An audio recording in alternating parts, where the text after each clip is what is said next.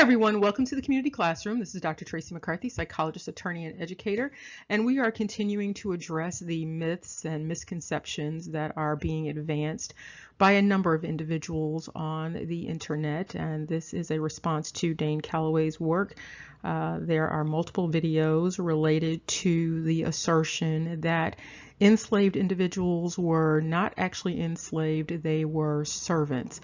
The assertion is that they were indentured servants, also known as bound out for years.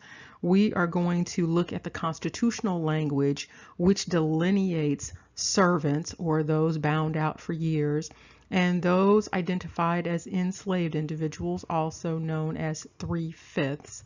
And you're going to see the comparison and contrast between the servant and the enslaved individual in terms of constitutional language. Okay, we are going to quickly address this disinformation campaign.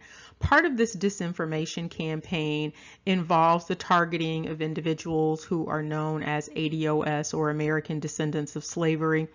Part of the propaganda involves this narrative whereby enslaved individuals have been transformed historically, according to these theories, into actually free labor.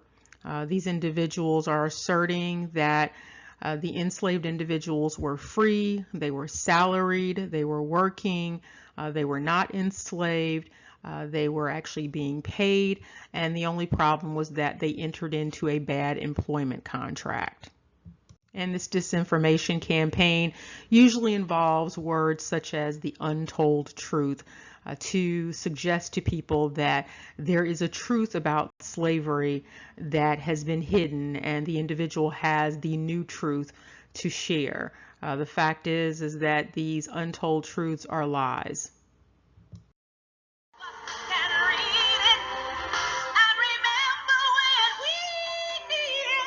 Okay, so let's look at the constitutional language which addresses indentured servants versus enslaved individuals. And you can see the arrows pointing so that you can see that there is a delineation of people.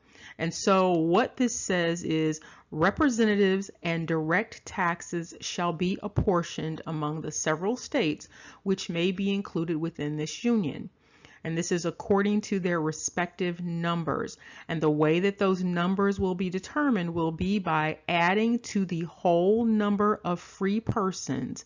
And then you see, including those bound to service for a term of years.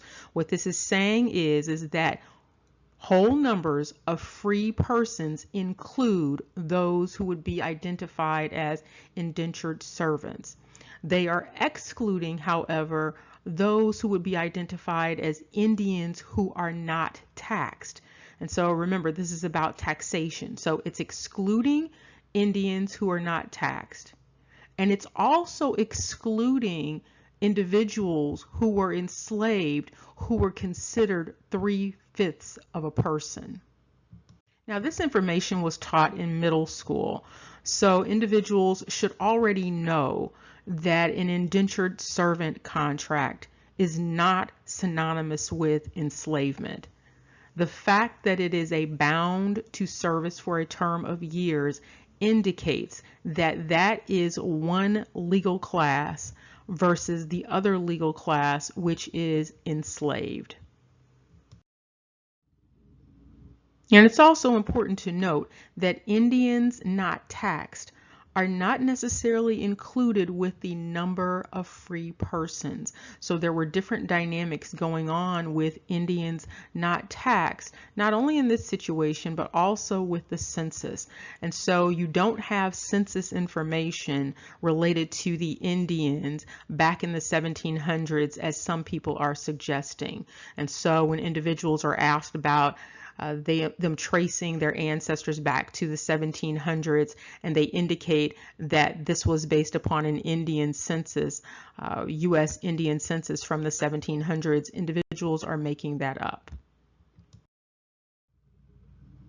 Now, some of the disinformation that is a part of this propaganda campaign is usually easy to spot. However, what is happening is that when individuals speak very forcefully or they sound very convinced about their assertions, individuals are more likely to believe what it is that they are saying. But it doesn't matter how forceful someone is saying something. It doesn't matter that they are raising their voices to get their point across. That does not in and of itself mean that what they are saying is true. And so individuals need to get behind the emotions of these communications, not only the emotions of yourself, but also the emotions that are being projected by these communicators related to these messages. Many of you remember these things from middle school, but then you have individuals who will come along and tell you that what you remember is inaccurate, what you remember is a lie, what you were taught was a lie, and basically the information is sitting right there in the Constitution. And so when these individuals are making all of these assertions, these nouveau theories and all of this nouveau research that they are putting out there, you need to double check it, not just for yourself, but for other people, because there will be other individuals who will present this disinformation to you, and you need to be prepared with an answer. Remember, knowledge is power. Take care and see you soon.